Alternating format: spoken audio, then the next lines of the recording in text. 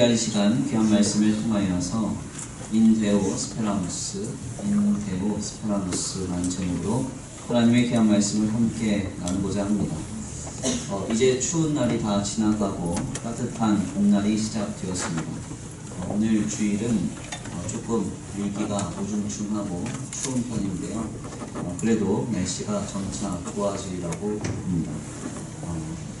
사실 어제 이제 연도회와 함께 봄날을 맞이해서 첫 정기 등산을 좀 다녀오려고 했는데, 그래서 설교 서두에 묻고도 이미 다녀온 것으로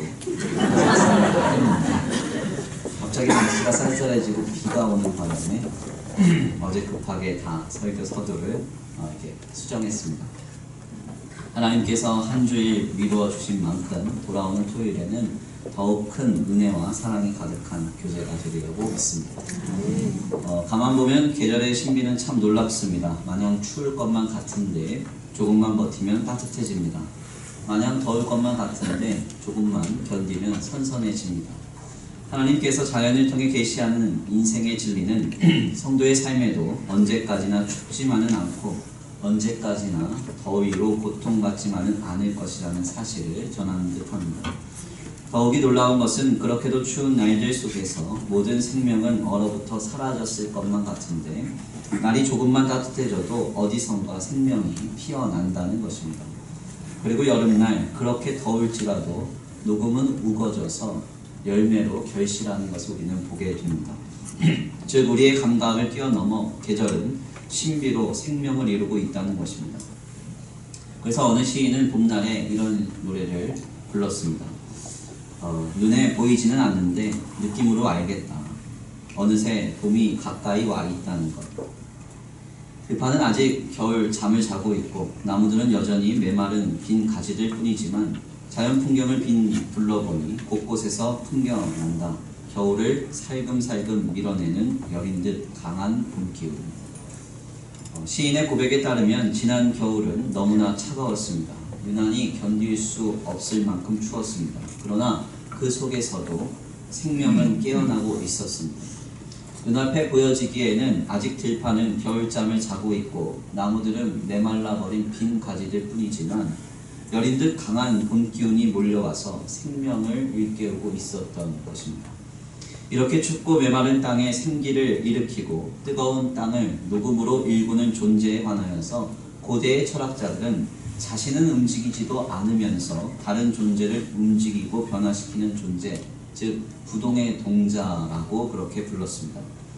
그러나 우리는 이와 같이 이 존재를 고백하지 않습니다. 우리는 하나님을 믿습니다. 즉 이 모든 것을 감당하시는 분은 하나님이라고 고백하는 것입니다. 지금 하나님께서는 메마른 땅의 생기를 그리고 뜨거운 땅에 열매를 맺고 계십니다. 그래서 우리가 때때로 우리의 눈에 보이는 것에만 주목하지 말아야 할 이유가 바로 여기에 있습니다. 우리의 판단과 감각은 항상 분명한 한계가 있습니다. 눈에 보이지 않아도 따뜻한 봄이 되면 어느샌가 생명이 피어나는 것처럼 우리 주님은 내 감각과 판단을 뛰어넘어 일하고 계십니다. 겉으로 보여지기에는 빈 들과 메말라버린 빈 가지들 뿐이라 하더라도 결코 실망하지 마시기를 바랍니다. 빈들에도 봄은 옵니다. 뜨거운 여름날에도 열매는 결실하게 되는 것입니다. 주님은 반드시 그렇게 일하고 계십니다. 그래서 우리가 감당하는 신앙생활이라는 것은 바로 이 하나님을 향한 절대적인 신뢰를 기조로 합니다. 우리는 늘상 기대하기를 우리의 삶이 항상 편안하고 행복하면 좋겠다 하지만 우리의 이러한 기대와는 달리 때때로 우리에게는 곤고한 날이 찾아옵니다. 이러한 날들 앞에서 우리의 눈앞이 캄캄해질 때도 있습니다.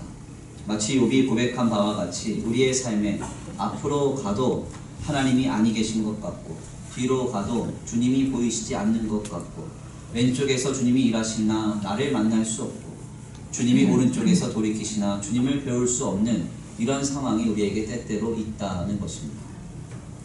특별히 우리가 주님의 성도로서 신앙생활을 한다는 것은 이러한 모든 환경과 상황 속에서 낙심하지 않고 오직 주님을 절대적으로 믿고 신뢰하는 것을 의미합니다.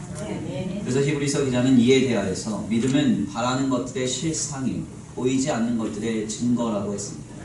그러니까 즉 우리의 믿음은 근거가 있어서 믿는 것이 아니라 근거가 없어도 믿는 것입니다.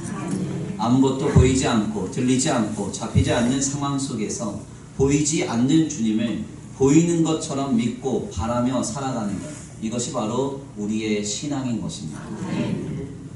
이러한 말씀을 우리는 주일 오전에 나누면서 우리 스스로를 도전할 필요가 있습니다. 지금 우리는 보이지 않는 하나님을 절대적으로 신뢰하고 있습니다. 주님을 우리는 진정으로 믿고 있습니다. 특별히 이러한 믿음의 길에서 가장 먼저 성도에게 표명되는 것은 바로 말, 즉 입술의 고백, 믿음의 고백입니다. 그래서 성경은 마음으로 믿어 의에 이르고 입으로 시인하여 구원에 이른다고 했습니다. 즉 신자의 믿음은 입술의 고백으로 표명되고 검증됩니다. 제가 한 주간 그 목회 일정이 굉장히 요 근래 고단하다 보니까 마음이 조금 곤고했습니다. 그래서 하루 날을 잡고 내가 말씀을 좀 들어야 되겠다. 그래서 하여튼 지나온 세대들의 목사님의 설교를 쭉 받아가지고 하루 종일 설교만 들었습니다. 때때로 목회자도 은혜를 받아야 될 때가 있습니다. 아무 생각 없이 한동안 가만히 앉아서 지나온 세대의 목사님들의 설교를 한참을 듣는데요. 그 중에서 특별히 1980년도쯤에 설교하신 어느 목사님의 설교에 굉장히 큰 은혜를 받았습니다. 너무 큰 은혜를 받았습니다. 1980년도, 그러니까 지금으로부터 한 40여 년 전의 설교는요, 지금의 설교의 패턴과 매우 그 내용이 달랐습니다. 신학적인 깊이나 논리적인 체계가 너무 빈약했습니다. 그런데 한 가지가 분명했습니다. 그게 뭐냐면 믿음의 확신입니다. 믿음의 확신. 누구의 설교라고 말씀은 못 드리겠지만 한 40여 년 전에 이제 설교하셨던 내용인데요. 그 설교를 들으니까 그 목사님이 고래고래 소리를 지르시더라고요. 하나님이 하십니다. 믿으면 됩니다. 믿습니까? 그렇게 소리를 막 지르고 얼마나 크게 소리 지르고 쩌렁쩌렁하게 교회당에 울려 퍼집니다. 그러다가 막 안 될 것 같으니까 강단을 흔드시면서 우리의 믿음이 이렇게 흔들리면 안 됩니다. 아멘! 막 이러고. 가만 보니까 요즘에 이렇게 설교하면 쫓겨나겠다 싶어요. 그런데 그때는 아니었습니다. 그 막 강단을 막 흔들어가면서 우리의 믿음이 이렇게 흔들리면 안 된다. 믿어야 된다. 하나님 믿으면 된다.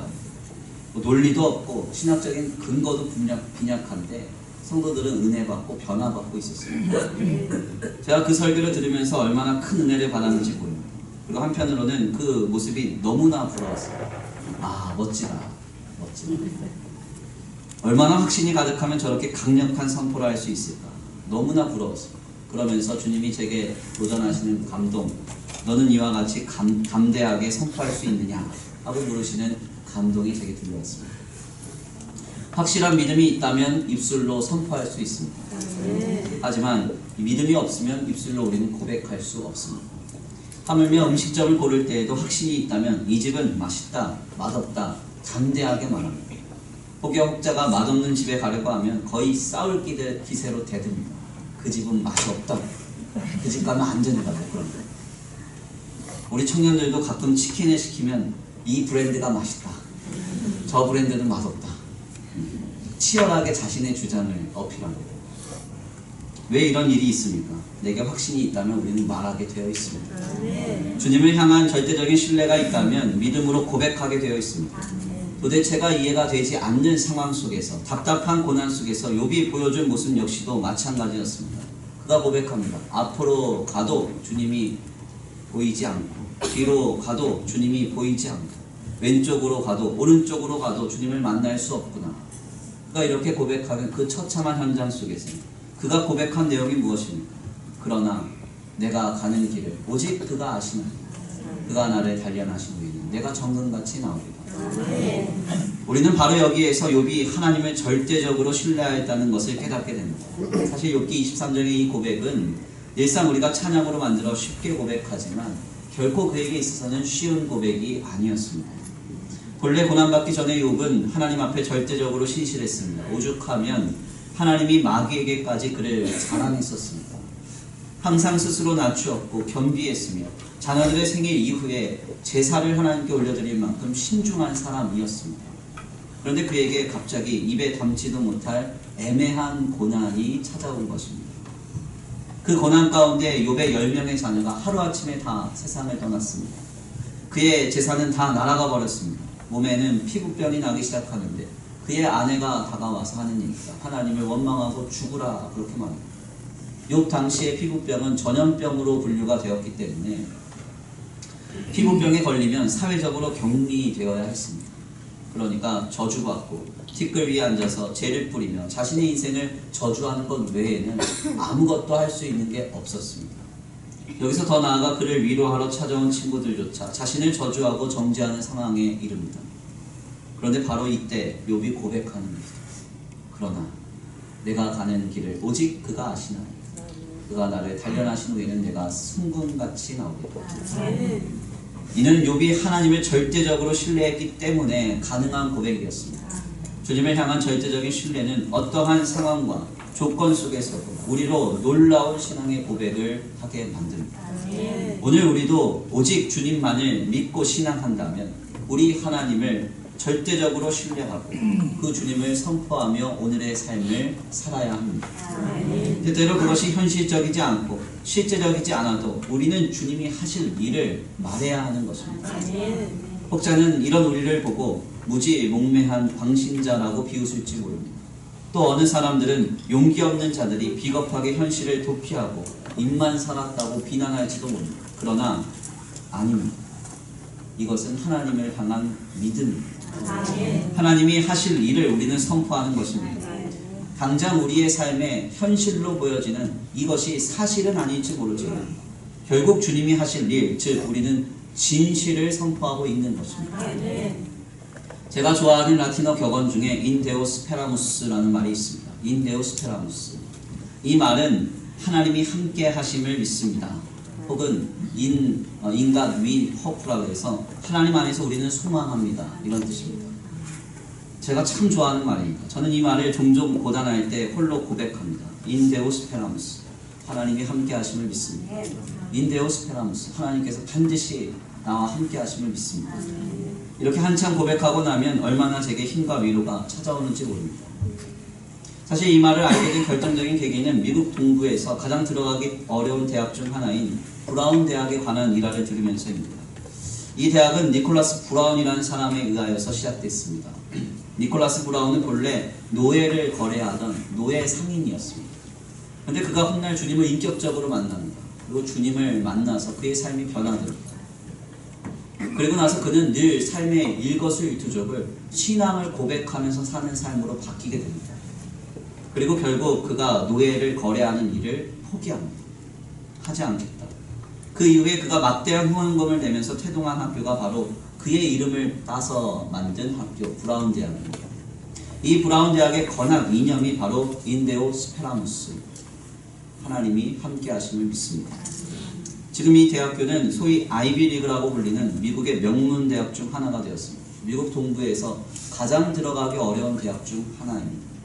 우리가 잘 알고 있는 세계은행 총재인 김용 씨나 서울대학교의 명예교수인 백낙청 씨가 바로 이 학교 출신입니다.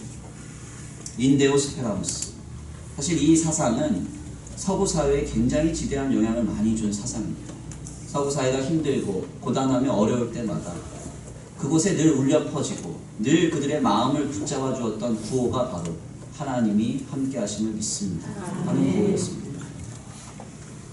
그래서 아주 꽤 오래된 영화 중에 예전에 딥임팩트라는 영화가 있었습니다. 딥임팩트라는 영화 아실지 모르겠습니다. 우주에서 운석이 날아와서 지구가 멸망할 위기에 처하는 그런 내용이었는데요. 세기말 영화 중에 이제 딥임팩트 그리고 뭐 아마겟돈 이런 영화가 있었는데 비슷한 작품입니다. 영화를 저만 본 것 같은데 문화생활 하셔야 됩니다.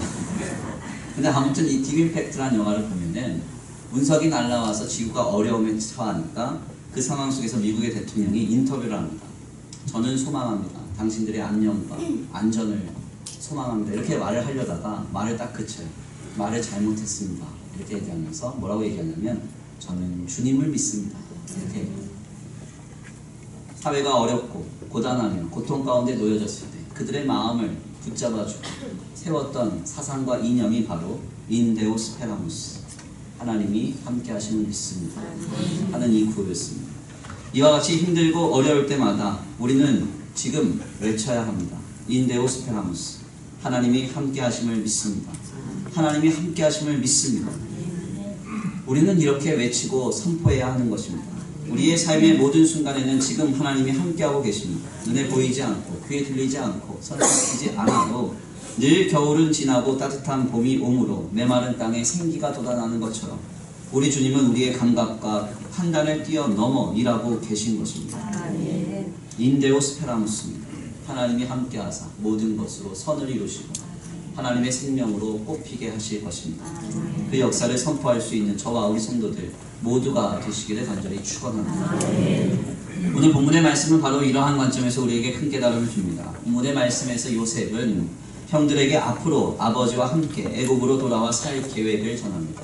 오늘 본문 말씀 9절에서 10절인데요. 우리 함께 다 같이 공독해 올립니다. 오늘 본문 말씀 9절에서 10절입니다. 시작.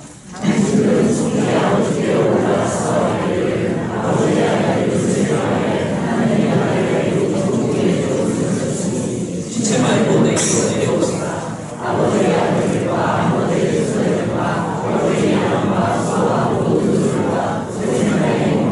나와 가깝게 하소서. 아멘.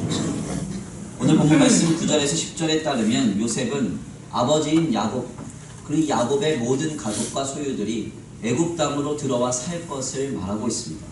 특별히 이 내용에 있어서 그가 함께 기거할 땅을 소개하는 이 내용은 우리를 매우 당황스럽게 합니다. 왜냐하면 요셉은 아버지의 모든 식구들이 이집트의 고센이라는 땅에 머물며 거할 것을 말하고 있기 때문인데요. 실상 이 고센이라는 땅은 이방인이 거할 만한 지역이 아니기 때문에 우리로 이 내용이 조금 집중되어 보게 되는 것입니다. 여기서 이 고센이라는 지역은 나일강의 삼각주의 동쪽 지역입니다. 정확한 위치는 확실하지 않습니다. 그런데 구약의 외경서라고 불리는 아포크리포스라는 문서가 있는데 그 문서 중에 이 유디서를 좀 살펴보면 고센 지역은 이집트의 핵심 종교 도시인 다바레스와 라암셋을 포함한 지역이었음이 확인됩니다.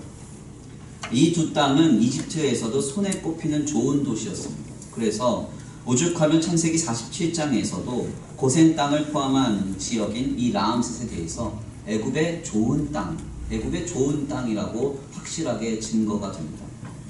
즉 요셉은 애굽 땅에서 가장 좋은 땅에 아버지의 모든 식솔들이 함께 머물게 될 것이라고 말하고 있는 것입니다. 그런데 여기서 더욱 주목할 만한 점은 이것이 확정된 사항이 아니었다는 점 때문입니다. 야곱이 애굽 땅 고센에 머물게 되는 그 장면은 오늘 본문 말씀으로부터 무려 2장이나 지나서야 확인이 됩니다. 그것도 애굽 왕의 허락을 받고 나서의 일로 우리에게 전해집니다. 그러니까 정리를 해보면 놀랍게도 요셉은 애굽 왕 바로의 허락을 받기도 전에 그리고 어떤 일이 일어나기도 전에 야곱이 애굽 땅으로 오기도 전에 애굽 땅에서 가장 좋은 지역에 자신의 모든 식구들이 머물 것이라고 선포했던 것입니다. 당시 이집트는 가장 인종차별이 심한 나라 중 하나였습니다. 진보적 신학자들에 따르면 요셉이 총리로 세워져 있었던 당시에 애굽에는 이방인 왕족이 세워졌기 때문에 이방인들에 대한 그런 어떤 입장이 매우 관대했다라고 전해지지만 실상 이 역시도 애굽 왕 바로와 귀족들이 기득권층이라는 것을 전제할 때 이방인의 가족들에게 한 나라에서 가장 좋은 땅을 준다는 것은 매우 이례적인 일이 아닐 수 없다라고 판명이 됩니다. 오늘날로 말하자면 어느 출신도 불명확한 사람이 저 밑에 있는 시골에 머물고 있는 자신들의 가족들을 향해서 우리는 오늘 강남 한복판에 살게 될 것입니다. 감동이 전혀 없습니다. 그렇게 말하고 있는 거죠.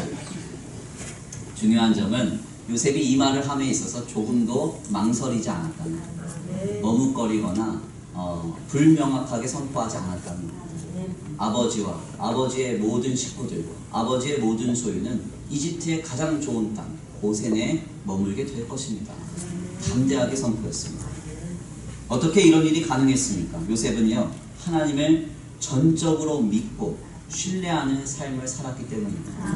그래서 그의 언어 습관을 잘 들여다보면 일어나지 않은 일에 대해서도 늘 믿음으로 선포하고 담대히 하나님을 신뢰하며 명확히 선포하는 내용이 우리에게 여러 곳에서 발견됩니다. 대표적으로 예를 들면 이 요셉이 바로 왕의 꿈을 해석할 때 뭐라고 얘기합니까? 꿈을 듣기도 전에 하나님께서 왕으로 평안케 하시리이다. 샬롬을 선포합니다. 듣지도 않았는데 다 결론까지 내는 것입니다. 감동이 없으신가요? 이러한 요셉의 모습은 오늘 우리를 도전합니다. 우리는 과연 하나님을 믿고 있습니까? 우리 하나님을 절대적으로 신뢰하세요? 그렇다면 우리의 입은 지금 주님이 하실 일을 선포하고 있습니다. 주님이 하실 일, 내 상황과 내 환경, 내 사실은, 내 삶의 현실은 내가 말하기에 낙심하며 답답한 모습들 뿐이지만 주님이 하실 일, 진실을 선포하고 있는가 하는 것입니다. 믿음이라는 것은 단지 감정적인 영역에만 머물러서는 안 됩니다. 우리의 삶으로 보여지고 분명하게 확인이 되어야 합니다. 우리의 믿음과 신앙은 단지 지성적인 영역에만 가둬둬서도 안 됩니다. 내가 하나님을 알고 성경의 지식을 이만큼 안다 해도 삶으로 보여지지 않으면 그것은 아무 소용이 없는 것입니다. 우리의 생활 속에서 보여지는 것, 그것이 바로 신앙입니다. 믿는 것과 아는 것, 사는 것에 일치된 신앙의 현장에서 가장 먼저 눈에 띄는 것은 바로 말, 그러니까 신앙의 고백과 믿음의 선포입니다. 주님을 진정 믿는다면 믿음으로 하나님이 하실 일을 말하며 살 수밖에 없는 것입니다. 믿음으로 선포하며 살 수밖에 없는 것입니다. 제가 일전에 박신영이라는 자매의 간증을 들었던 적이 있습니다. 이 자매는 자신의 간증을 통해서 그런 경험을 나눕니다. 자신의 어머니 아버지는 항상 한 가지 말씀을 달고 사셨다. 뭐냐면 하나님이 순적하게 인도해 주실 거야. 이렇게 늘 고백했다. 또 하나님이 다 알아서 분명히 잘 해주실 거라. 하나님이 역사해 주실 거라. 이렇게 늘 말하는 것이 습관입니다. 때때로 이 말이 이 자매에게는 매우 무책임하고 현실적이지 않으며 불쾌하게만 여겨졌답니다. 저희 집에도 꼭 그렇게 얘기하는 사람이 있습니다. 제가 뭐 해답 달라고 얘기하는 거 아니에요. 그냥 혼자 하는 얘기예요. 혼자. 답답하니까 혼자 얘기하는 거. 그런 걸로 걱정 안 해요. 하나님이 하시는 거. 누가 몰라서 얘기하는 거야. 속이 뒤집어지는 거야. 그리고 속으로 생각해요. 다시는 얘기 하나 보자. 그래서 아무래도 이 자매도 그랬던 것 같아요. 어떤 사건이 벌어지고 상황이 벌어질 때 하나님이 하신다. 알지만 이 얘기를 들었을 때 답답하고 마음이 어려운 것이죠. 그런데 이 자매가 한 간증 프로에 나와서 이렇게 고백합니다. 결국 지나가 보니까 부모님 말씀이 다 맞는 이야기더라. 자신의 삶을 돌아보니까 결국 하나님이 부모님의 말씀과 고백대로 순적하게 인도해 주셨고 하나님이 다 알아서 잘 해주셨다. 이런 표현을 간증해서 합니다. 그러니까 부모가 들을 수 있는 최고의 신앙의 찬사죠. 우리 부모님이 말씀하신 늘 고백하신 대로 내 삶에 하나님이 역사해 주셨다. 이렇게 그 자매가 고백하는 것입니다. 결국 이 자매는 광고 공모전에서 무려 23관왕을 하였습니다. 그것도 국내에서 최고로 치는 광고 공모전들이었습니다.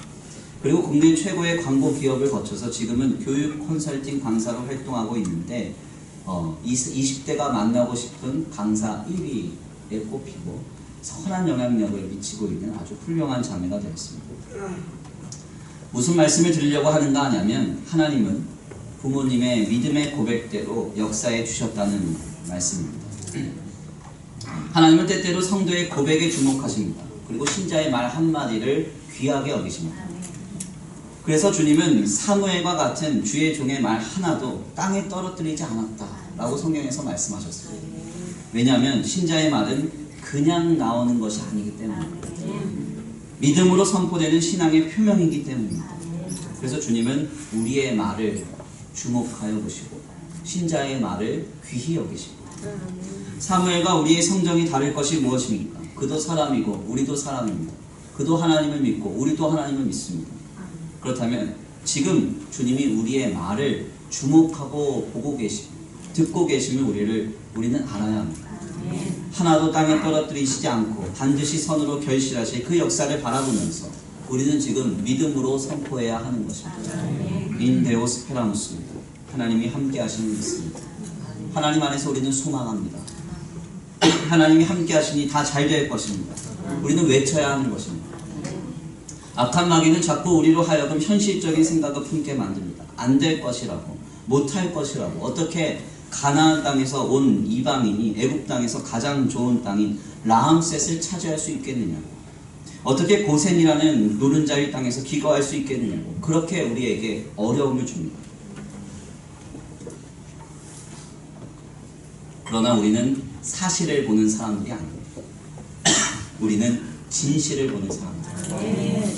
하나님이 하실 일을 바라보고 요셉처럼 담대해야 하는 것입니다.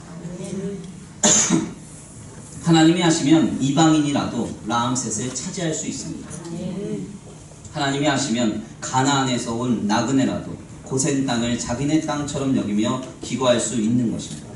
하나님이 하시면 안 될 것이 없습니다. 우리는 다만 인데오스페라무스, 하나님이 함께 하심을 믿습니다. 입술로 고백하며 살아가면 되는 것입니다. 저는 목회를 하면서 늘 주의하는 한 가지가 있습니다. 그게 뭔가 하냐면 말을 주의합니다. 말. 목회자는 말하는 사명을 가지고 직임을 감당합니다. 설교도 말로 합니다. 교육도 말로 합니다. 목양도 말로 합니다. 그래서 목사님들 물에 빠지면 입만 뜹니다.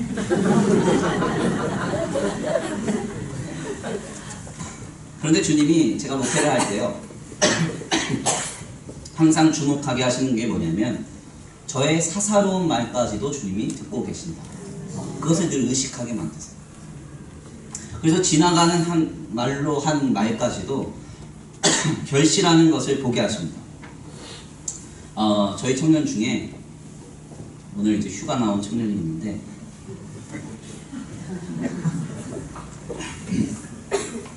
제가 그 청년하고 이제 그런 얘기를 하면서 공부할 때 힘들어하는데 제가 너 아무리 공부를 못해도 이 대학에 이과는 가야 돼 그랬거든요. 근데 그 대학에 그 과를 갔어요. 그리고 그 이듬해 어떤 애가 재수를 가는데 너 아무리 공부를 못해도 집하고 가까운 여기는 가야 돼. 집하고 가까운 거길 갔어요. 그래서 제가 사과했어요. 기왕이면 스카이를 얘기했어요. 입이 감정이라서. 때때로 제가 목회를 하면서요 부정적인 말이 튀어나올 때가 있습니다. 그때에도 주님은 비슷한 상황을 겪게 하세요. 자, 이러한 과정 속에서 인지하는 한 가지는 그런 것이 아닙니다. 목회자가 말하는 대로 되니까 목회자한테 잘 보이세요. 이런 얘기 하시면 이단이니까 다 나가시면 됩니다. 딴 데 가셔야 돼요. 이런 말을 말씀드린 게 아니라 늘 주님이 그 모든 상황 속에서 저에게 도전하시는 건 뭐냐면 김 목사 믿음으로 말하라. 믿음으로. 아멘. 그리고 축복의 말을 말하라. 아멘. 보여지는 현실을 말하지 말고 보여지는 상황을 말하지 말고 믿음으로 말하고 강복하라. 주님이 늘 저에게 그런 도전을 하십니다. 목회자라도 때때로 축복의 말을 하는 것이 어렵습니다. 그리고 믿음으로 선포하는 것이 어렵습니다. 그러나 주님을 절대적으로 신뢰한다면 가능합니다. 아멘입니다. 인데오스페라무스입니다. 하나님께서 함께 하심을 믿습니다. 하나님께서 함께 하심을 믿습니다. 믿고 말하며 선포하며 나아갈 때 우리의 고백을 귀히 보시사 하나님은 모든 것을 순적하게 역사하시리라 믿습니다. 이방인의 나그네가 라암셋, 고센을 차지하는 기적을 보이실 줄 믿습니다. 그 역사의 주인공 되시기를 간절히 축원합니다. 말씀의 끝으로 신실한 신앙인이었던 로버트 브라우닝의 시로 귀한 설교를 마칩니다. 제가 읽어드리겠습니다. 나는 잊는다 해도 하나님은 기억하신다. 나는 손을 놓친다 해도 하나님의 손이 내 손을 잡고 있어. 나는 결코 넘어질 수 없다. 때로 너무 지쳐 하나님을 부를 힘조차 없지만 하나님은 내 마음속 기도를 읽으시고 내 짐을 들어 올리신다. 다시 한번 읽어드립니다. 나는 잊어버린다고 해도 하나님은 기억하신다. 나는 손을 놓친다 해도 하나님의 손이 내 손을 꽉 잡고 있어. 나는 넘어질 수 없다. 때로 너무 지쳐 하나님을 부를 힘조차 없지만 하나님은 내 마음속 기도를 읽으시고 내 짐을 들어 올리신다. 하나님은 반드시 우리와 함께하고 계십니다. 반드시 일하십니다. 우리로 고센 땅을 차지하게 하시는 세상이 감당할 수 없는 기적과 능력으로 우리의 삶을 세워가시리라 믿습니다. 하나님이 함께 하시는 그 역사의 주인공 되시기를 간절히 축원합니다. 우리 이 시간 하나님의 귀한 말씀 붙들고 찬양으로 결단하겠습니다. 찬양의 가사를 생각하시면 결단하십니다.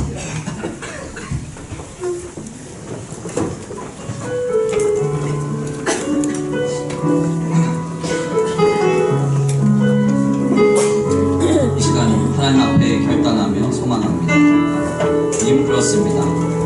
전능하신 주님께서 하시면 아니 될 것이 없고 못할 것이 없습니다. 하나님, 우리의 입술은 지금 무엇을 말하며 우리의 입술은 지금 무엇을 선포하고 있습니다. 하나님, 이 시간 우리의 마음을 새롭게 하시고 우리의 중심을 새롭게 하셔서 하나님을 절대적으로 신뢰하고 우리의 입술로 주님을 고백하게 하여 주옵소서. 우리의 입술로 주의 하실 일을 선포케 하여 주옵소서. 우리 이 시간 다같이 귀한 말씀 붙들고 함께 기도 올려드립니다.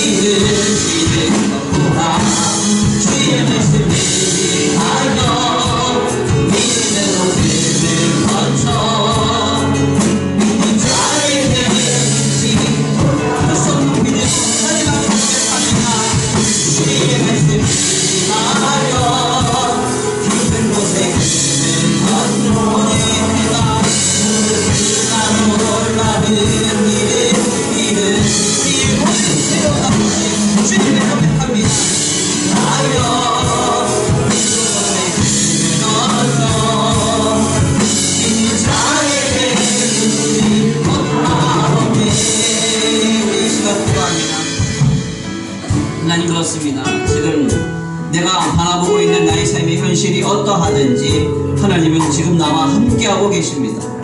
우리가 그 하나님을 믿고 소망하며 바라보며 그 주님을 고백하며 나아갈 때 하나님은 믿음의 선포대로 믿음의 고백대로 주님이 반드시 결실하실 것입니다. 주님 낙심치 않게 하시고 실망치 않게 하시고 내 삶에 다가오는 세상의 현실 속에서 치이지 않게 하여 주옵소서. 주님이 하실 일 그 진실의 역사를 바라보고 믿음으로 선포하며 믿음으로 고백하며 신앙으로 고백하며 우리의 삶을 살아내게 하여 주시옵소서.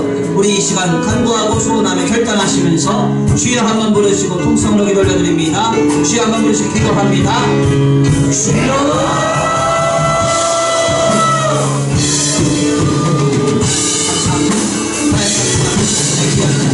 주님 앞에 나와 하나님의 귀한 말씀을 상고케 하시니 감사합니다. 하나님 주님 앞에 나와서 아버지 이 시간 우리의 마음을 새롭게 하시고 우리의 중심에 새롭게 하여 주옵소서.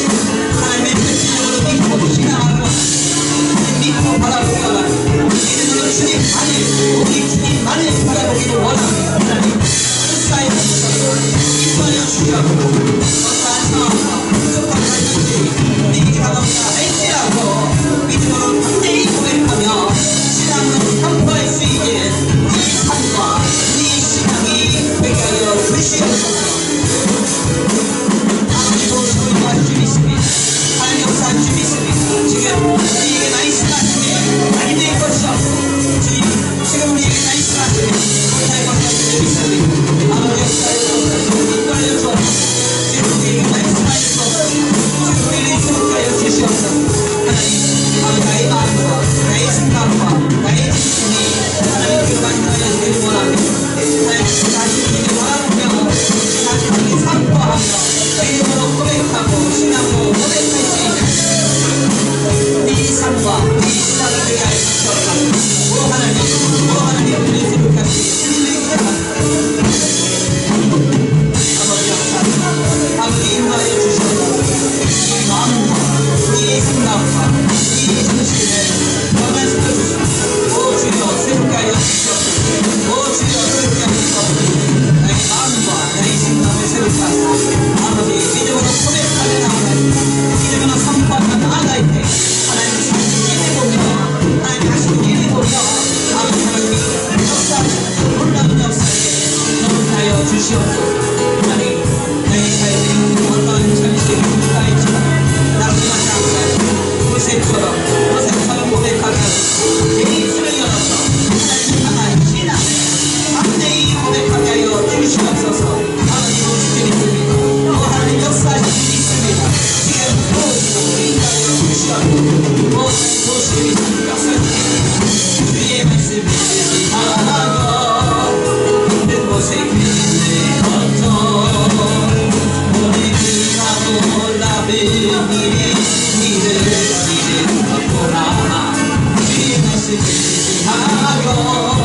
믿음으로 믿음을 거쳐 믿음 자를 내리지 못하오네.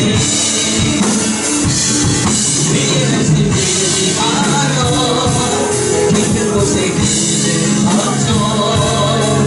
오늘 그가 놀라운 일이 주의 말씀을 하여 믿음으로 그를 거쳐 믿음 자를 내리지 못하오네. 주의 말씀을 하여 믿는 곳에 그를 거쳐 오늘 그가 놀라운 일이 이르시리로다. 주의 말씀을 하여 믿음으로 그를 거쳐 믿음 자를 내리지 못하오네.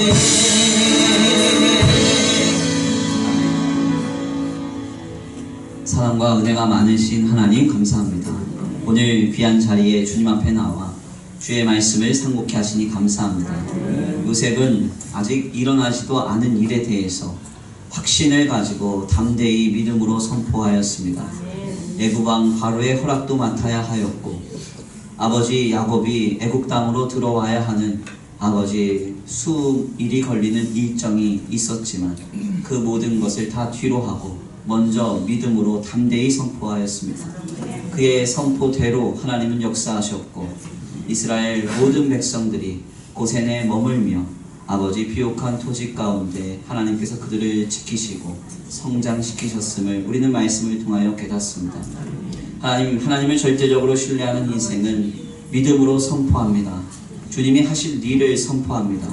때때로 우리가 경험하는 아버지 이 땅의 현실이 내가 보기에 마음이 공고해지고 답답한 현실이라도 우리가 결코 낙심치 아니하며 우리의 입술로 실망치 아니하는 이유는 주님이 하실 일, 진실의 역사가 있기 때문입니다. 하나님이 하실 일을 바라보며 담대히 우리는 선포합니다. 하나님이 우리와 함께 하실 것이며 우리에게 선으로 역사하실 것이라고 늘 고백하는 아름다운 인생 되게 하여 주시옵소서. 오늘도 예배 가운데 나와 아버지 하나님 앞에 예배로 영광 올려드리고 돌아가는 발걸음 위에 복을 주시고 하나님 한 주간의 삶을 살면서 아버지 세상에 치이고 사람에 치이고 환경과 조건에 눌리는 일 없도록 주님 붙들어 주시옵소서. 우리의 눈을 열어주셔서 주님이 하실 일을 바라보며 아버지 믿음으로 선포하며 신앙으로 고백하며 아름답게 아버지 씨 뿌리는 삶이 되도록 주님 역사하여 주시옵소서. 아버지 특별히 오늘도 귀한 예배 가운데 나와 주님 앞에 귀한 예물 올려드립니다. 이 예물 쓰여지는 곳곳마다 영혼과 생명 살아나게 하시고 하나님의 나라와 주의 복음을 위하여 가장 먼저 쓰임받는 거룩하고 복된 예물 되게 하여 주시옵소서. 드려지는 손길 위에 하나님 복의 복을 더하시고 하늘의 신령한 복과 땅의 기름진 복으로 덧입혀 주셔서 세상과 사람에게 영향받지 아니하고 하나님께로만 공급받는 놀라운 가정과 생업이 이루어지게 하여 주시옵소서. 이삭이 그랄 땅에서 백배의 결실 얻었던 차고 흔들어 넘치도록 채우시는 역사가 가정과 생업 위에 임하여질 줄 믿고 감사함을 올려드리오며 사랑과 은혜가 많으신 우리 구주 예수 그리스도의 이름으로 감사하며 기도 올려드립니다. 이제는 우리 주 예수 그리스도의 은혜와 성부 하나님의 극진하신 사랑하심과 성령 하나님의 내주 교통하심이 오늘 귀한 말씀 가운데 요셉과 같이 하나님이 하실 일을 믿고 바라며 신앙으로 선포하고 고백하기로 결단하는 모든 성도들 머리 위에 이제로부터 영원토록 함께 있을지어다. 아멘.